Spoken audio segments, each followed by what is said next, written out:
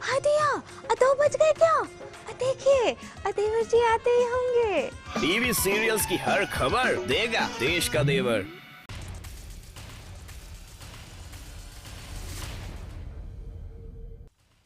नमस्कार, आप देख रहे हैं सारा देश 100 खबरें और मैं हूं आपके साथ अर्पिता आर्या। तो चलिए शुरुआत करते हैं इसके सिलसिले की।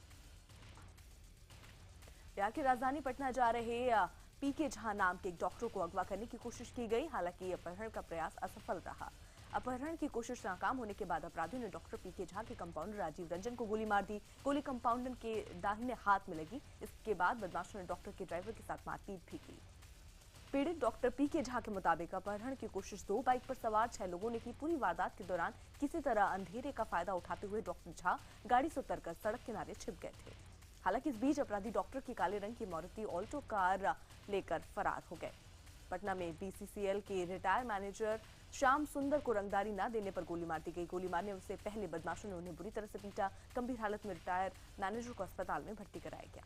उत्तर प्रदेश के अमरोहा में मस्जिद से पंखा चुराने के आरोप में एक युवक को खंबे से बांधकर जमकर पीटा गया। युवक की पिटाई से मन नहीं भरने पर भीड़ ने युवक को गंजा कर दिया। इसके बाद पीड़ित को पुलिस के हवाले कर दिया गया।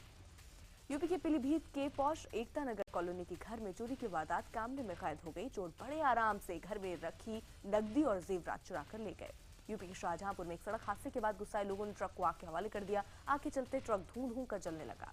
हादसे में ट्रक चालक ने बाइक सवार 3 लोगों को कुचल दिया था, जिसमें 2 महिलाएं भी शामिल थी। इसके चलते लोगों को गुस्सा भड़क गया। यूपी की झांसी में चोरी के आरोप में पेट्रोल पंप मालिक ने कर्मचारियों की अमानवीय तरीके से रॉड से पिटाई कर दी। पिटाई करने के बाद आरोपी मालिक ने कर्मचारियों के गुप्तांगों में पेट्रोल डाल दिया। पीड़ित कर्मचारियों के मुताबिक पेट्रोल मालिक ने कई कर्मचारियों को 6 महीने से तनख्वाह तक नहीं दी थी, जिसके बाद अचानक कर्मचारियों पर चोरी का आरोप लगाते हुए बदसलूकी की गई।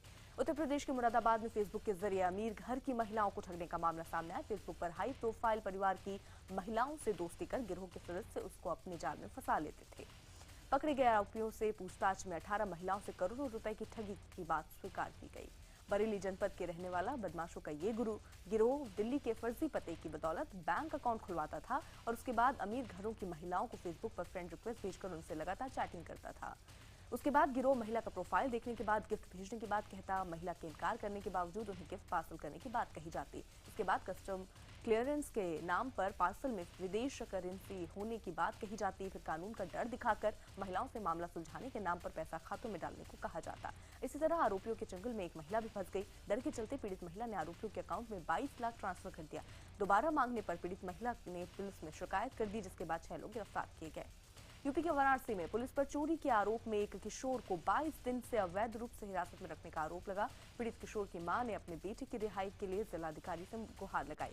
पंजाब के लुधियाना में सिख धर्मगुरु रंजीत सिंह ढिंढेरिया पर हमले के आरोप में पुलिस ने 6 लोगों को फिर से गिरफ्तार किया है। इससे पहले 8 लोगों की गिरफ्तारी हो चुकी थी। इस मामले में अब तक 14 लोगों की गिरफ्तारी हो चुकी है। बता दें 17 मई को सिख धर्मगुरु रंजीत सिंह के काफिले पर बाइक सवार कुछ लोगों ने हमला कर दिया। इस दौरान बदमाशों ने कई राउंड फायरिंग भी की। फायरिंग में रंजीत सिंह बाल बाल बच गए, जबकि गाड़ी में सवार उनके समर्थक की मौके पर मौत हो गई। इस दौरान आरोपियों ने खालिस्तान के समर्थन में नारे भी लगाए थे। उत्तराखंड उच्च न्यायालय के एक अधिवक्ता अपनी दूसरी पत्नी के शव को अस्पताल में बगैर पोस्टमार्टम कराए जबरन उठा ले गए, जिसकी तस्वीर अस्पताल में लगे सीसीटीवी कैमरे में कैद हो गई। अधिवक्ता मनीषा अरोड़ा पर आरोप है कि उन्होंने अपने साथियों के साथ मिलकर बिना पुलिस को सूचना दिए जबरन अपनी पत्नी की लाश को उठाकर ले गए। ग्रेटर नोएडा के एनआरआई सोसाइटी से छलांग लगाकर जान देने वाली बीटेक की छात्रा रितु यादव के शव को दोबारा निकाल लिया गया है। गौरतलब है कि रितु के पिता ने पिछले 1 महीने से शव को संभाल कर रखा हुआ था। पुलिस ने फिलहाल शव को कब्जे में ले लिया है। अधिकारियों ने डे लाइट में पोस्टमार्टम कराने का आदेश दिया है। जानकारी के मुताबिक सुबह 10 बजे पोस्टमार्टम होगा। अजमेर के निकटवर्ती गांव केकड़ी के सरवाड़ टोल नाके पर राजस्थान के कुख्यात अपराधी और डकैत धन सिंह की दबंगई की तस्वीर सामने आई। सीसीटीवी कैमरों में कैद में तस्वीरों में साफ दिख रहा है धन सिंह ने अपने 2 साथियों के साथ टोल कर्मचारियों को पिस्तौल की नोक पर न सिर्फ धमकाया बल्कि उन्हें वहां मुर्गा भी बना दिया। मुंबई में ईस्टर्न एक्सप्रेस हाईवे पर दिनदहाड़े एक 22 साल की युवती की चाकू गोद कर हत्या कर दी गई। हत्या के बाद आरोपी मौके से फरार हो गए। पुलिस ने टीम बनाकर आरोपी की तलाश शुरू कर दी। गरीब रथ ट्रेन में यात्रियों से मारपीट का मामला सामने आया। मुंबई के परिवार वालों का आरोप है कि ट्रेन में पानी की नकली बोतल दी जा रही थी, जिस पर एतराज करने पर पेंट्रीकार के कर्मचारियों ने उनसे गाली गलौज कर मारपीट की। पुणे के एयरफोर्स परिसर में एक सूबेदार ने गोली मारकर आत्महत्या कर ली। मौका वारदात पर गोलियों के 2 निशान मिले हैं। इसके अलावा एक सुसाइड नोट भी मिला है। पुलिस मामले की जांच कर रही है। हैदराबाद में एक महिला ने थाने के सामने जहर खाकर खुदकुशी करने की कोशिश की। हालांकि पुलिस वालों ने महिला को समय रहते हुए अस्पताल पहुंचा दिया। महिला की हालत खतरे से बाहर बताई जा रही है। पुलिस के मुताबिक महिला थाने में अपने पति के घर न आने की शिकायत करने आई थी। सेना के 6.5 करोड़ के फर्जी भुगतान मामले में इंदौर पुलिस ने नेवी के 3 अधिकारियों को गिरफ्तार किया है। इन पर फर्जी अकाउंट खोलकर उनमें पैसा ट्रांसफर करने का आरोप है। इस मामले में इंदौर से 4 और लोगों की गिरफ्तारी भी हुई है।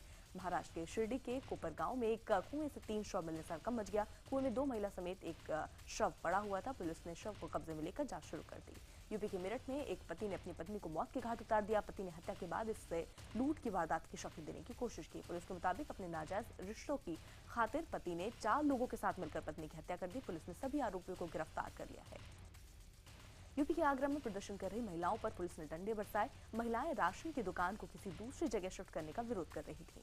उत्तर प्रदेश के संभल में तेज बारिश और आंधी के चलते एक मकान की दीवार कार पर गिर गई, जिसके चलते कार को काफी नुकसान पहुंचा है। पूरी घटना सीसीटीवी कैमरे में कैद। उत्तर प्रदेश के संभल में डाकघर के कर्मचारियों की लेट लतीफी पर सवाल खड़ा करना भारी पड़ गया। पोस्ट ऑफिस के कर्मचारियों ने युवक की बुरी तरह से पिटाई कर दी।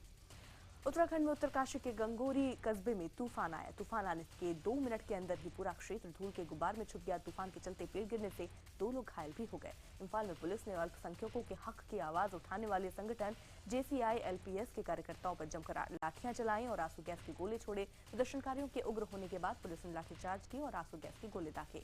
स्थायी नौकरी और वेतन की मांग कर रहे अस्थायी कर्मचारियों पर पुलिस ने जमकर लाठियां बरसाई। दरअसल प्रदर्शनकारियों के नेशनल हाईवे जाम करने के बाद पुलिस को लाठीचार्ज करनी पड़ी। अमृतसर के स्वर्ण मंदिर में एक बच्चे की चोरी करती महिला का सीसीटीवी फुटेज सामने आया। दरअसल गुरुद्वारे में आई एक महिला आरोपी महिला को बच्चा देकर लंगर खाने चली गई और जब वो लौट कर आई तो ना ही उसका बच्चा था और ना ही वो महिला। ऑस्ट्रेलिया की साउथ वेल्स में एक अंडरवेयर में खुदाई के दौरान हजारों की तादाद में चमगादड़ निकले, जिससे लोग खासे परेशान हैं। चमगादड़ों के आतंक के चलते स्थानीय प्रशासन ने रेड अलर्ट जारी कर दिया है।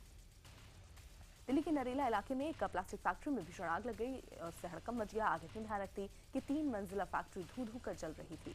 आग बुझाने के लिए दमकल की 23 गाड़ियों को घंटों कड़ी मशक्कत करनी पड़ी। हालांकि आग से किसी के हताहत होने की खबर नहीं। हैदराबाद में एक जूते की फैक्ट्री में आग लग गई। आग इतनी भयानक थी कि पूरे इलाके में चारों ओर आसमान में केवल धुएं का गुब्बार नजर आ रहा था। आग बुझाने के लिए दमकल कर्मियों को कड़ी मशक्कत करनी पड़ी।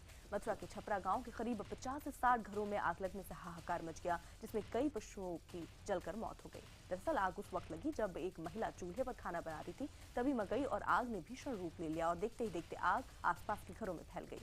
अलवर जिले के रामगढ़ विधानसभा से बीजेपी विधायक ज्ञानदेव आहूजा ने कहा है कि नेहरू परिवार ने देश की संस्कृति को बर्बाद किया है और नेहरू परिवार के पुतले और मूर्तियां उखाड़ फेंकेंगे तो इन पर कोई थूकेगा भी नहीं।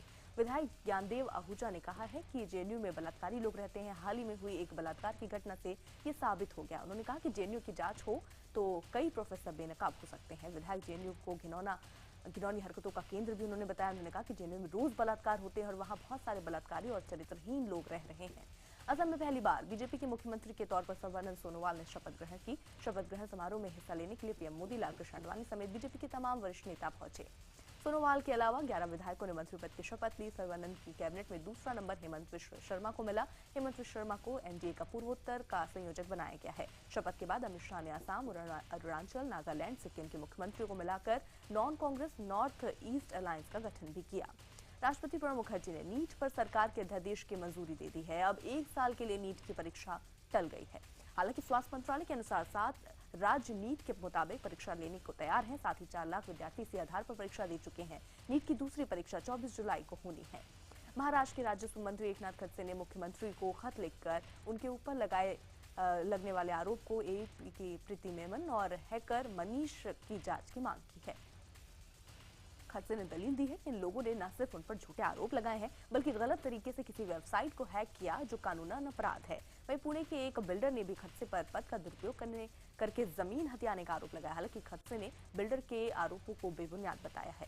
विधायकों की खरीद फरोख्त को लेकर सामने आए स्टिंग के मामले में सीबीआई ने उत्तराखंड के मुख्यमंत्री हरीश रावत से करीब 5 घंटे की पूछताछ की। सीबीआई हरीश रावत को दोबारा पूछताछ के लिए भी बुला सकती है। वहीं रावत ने आरोपों को गलत बताते हुए पूरे मामले को राजनीतिक षड्यंत्र बताया। राष्ट्रपति प्रणब मुखर्जी अपने चीन दौरे पर ग्वांगजू प्रांत पहुंचे, जहां उनका भव्य स्वागत किया गया। इसके बाद राष्ट्रपति ने भारतीय समुदाय को संबोधित किया। अपने संबोधन के दौरान राष्ट्रपति ने भारत चीन के रिश्तों को और मजबूत करना समय की जरूरत बताया।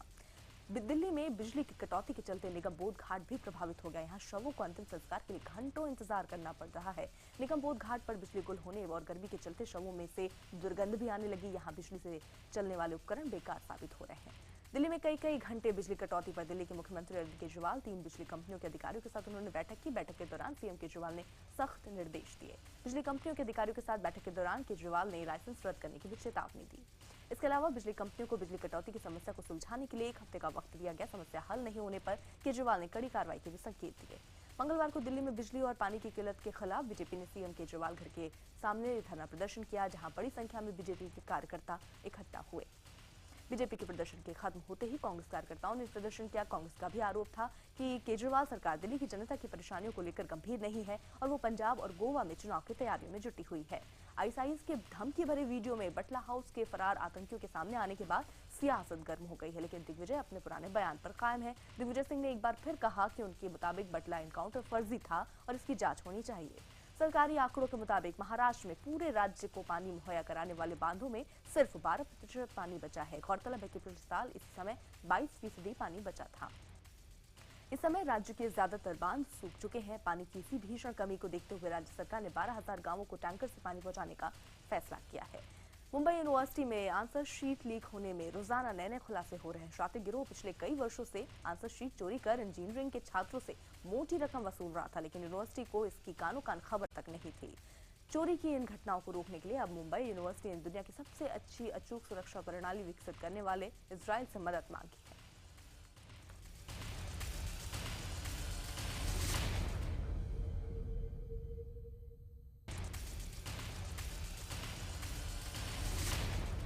छब्बीस मई को ऑल इंडिया लेवल की मीटिंग कर सरकार के सामने रखेंगे अपना पक्ष। ब्रेड निर्माताओं का कहना है कि ब्रेड में किसी भी तरह के हानिकारक तत्व नहीं है। केंद्रीय स्वास्थ्य मंत्री जेपी नड्डा ने कहा है कि उन्होंने एफएसएसएआई से इस मामले पर जल्द से जल्द रिपोर्ट देने को कहा है, जिसके बाद ही कोई कार्रवाई होगी। वहीं महाराष्ट्र में भी इस खबर से खलबली मची हुई है। महाराष्ट्र के खाद्य आपूर्ति मंत्री गिरीश बापट ने कहा है कि सूबे में करीब 50 से 60 हजार बेकरी हैं। इसके बावजूद हमने एफडीए को ब्रेड के सैंपल लेकर 3 दिन में रिपोर्ट देने के लिए कहा है। आईडीन 7 पर लगातार खबर दिखाए जाने के बाद विदेश मंत्री सुषमा स्वराज ने देर रात ट्वीट कर बताया कि सोनू और उनके माता पिता होने का दावा कर रहे महबूब और मुमताज का डीएनए टेस्ट कराया जाएगा। सुषमा ने कहा कि अगर डीएनए टेस्ट पॉजिटिव होता है तो सोनू को बिना देर करे भारत लेकर आएंगे। सुषमा स्वराज ने बताया कि बांग्लादेश में हाई कमीशन के अफसर में सोनू से मिलेंगे। दिल्ली के नजफगढ़ में अल केमिस्ट्री फॉर्म कंपनी की एक एयर एम्बुलेंस की क्रैश लैंडिंग करानी पड़ी। इस प्लेन में 7 लोग मौजूद थे। वह इमरजेंसी लैंडिंग के दौरान घायल 2 लोगों को अस्पताल में भर्ती कराया गया। राजस्थान के बीकानेर में आवारा कुत्तों ने पानी की तलाश में निकले 22 हिरणों को मौत के घाट उतार दिया। वहीं वन विभाग की टीम ने हिरणों को पोस्टमार्टम के लिए भेज दिया है। ट्विटर ने मंगलवार को ट्वीट संदेशों के लिए 140 अक्षर की सीमा में ढील देने की घोषणा की। अब वीडियो और फोटोग्राफ लोड करना पर 140 अक्षरों की पूरी लाइन आप लिख सकेंगे। सलमान अनुष्का की जोड़ी वाली फिल्म सुल्तान का ट्रेलर रिलीज हो गया है। फिल्म ईद के मौके पर यानी 6 जुलाई को सिनेमाघरों में आएगी। कलर्स चैनल्स के डांस रियलिटी शो झलक दिखला जा सीजन 9 में इस बार सलमान खान सेलिब्रिटी जज की कुर्सी पर बैठ सकते हैं। इस शो में कटरीना कैफ टीवी पर अपना डेब्यू करेंगी। राजकुमार संतोषी की नई फिल्म में सलमान खान और कटरीना कैफ एक साथ नजर आ सकते हैं। फिर से ये फिल्म एक रोमांटिक एक्शन फिल्म होगी। सलमान खान की नई फिल्म नो एंट्री में सलमान के ऑपोजिट 9 हीरोइनों को लिए जाने की तैयारी चल रही है। फिल्म अनीस बजमी के निर्देशन में बनेगी और उसको प्रोड्यूस कर रहे हैं बोनी कपूर। आईपीएल टूर्नामेंट से पंजाब के बाहर होने के बाद में टीम की मालकिन प्रीति जिंटा गुपचुप तरीके से अपने पति के साथ ऋषिकेश पहुंची। यहां उन्होंने पहले एक विशेष अनुष्ठान कराया और फिर गंगा आरती में शिरकत की। विशाल भारद्वाज की अगली फिल्म रंगून की रिलीज डेट तय कर ली गई है। ये फिल्म अगले साल 24 फरवरी को रिलीज होगी। फिल्म में शाहिद कपूर, कंगना रनौत और सैफ अली खान मुख्य भूमिका में दिखाई देंगे। रेमो अपनी नई फिल्म ABCD 3 के लिए टाइगर श्रॉफ को लेने की तैयारी कर रहे हैं। फिल्म के स्क्रिप्ट पर फिलहाल काम शुरू कर दिया गया है। आईपीएल सीजन 9 के पहले रोमांचक क्वालिफायर में बेंगलुरु ने गुजरात को 4 विकेट से हरा दिया। इस जीत के साथ ही आरसीबी फाइनल में पहुंच गई है। 159 रन का पीछा करते हुए बेंगलुरु ने 6 विकेट खोकर जीत हासिल कर ली। बेंगलुरु की जीत के हीरो रहे AB डिविलियर्स, जिन्होंने नाबाद 79 रन की पारी खेली। वहीं आरसीबी से हारने के बावजूद गुजरात एलिमिनेटर राउंड में पहुंच गई है, जहां उसका सामना क्वालिफायर 2 के विजेता से होगा। रियो ओलंपिक में पदक विजेता को राजीव गांधी खेल रत्न और अर्जुन अवार्ड से सम्मानित किया जाएगा। खेल मंत्रालय ने अपने पुराने नियमों में छूट देते हुए इस बात का ऐलान किया है। अमेरिका के हवाई में एक स्काई डाइविंग टूर प्लेन दुर्घटनाग्रस्त हो गया। हादसे में पायलट समेत ट्रेन में सवार सभी 5 लोगों की मौत हो गई। श्रीलंका में बाढ़ और भूस्खलन से मरने वालों की संख्या 92 पहुंच गई है, जबकि 100 से ज्यादा लोग अभी भी लापता बताए जा रहे हैं। बाढ़ का पानी उतरने के बाद कीचड़ से अब तक 7 लोगों का शव बरामद किया गया है। मैक्सिको में उल्कापिंड गिरने से लोगों में हड़कंप मच गया। हालांकि इससे किसी तरह के नुकसान की कोई खबर नहीं है। वैज्ञानिकों में आपस में ये मतभेद है कि ये एक उल्कापिंड है या नहीं।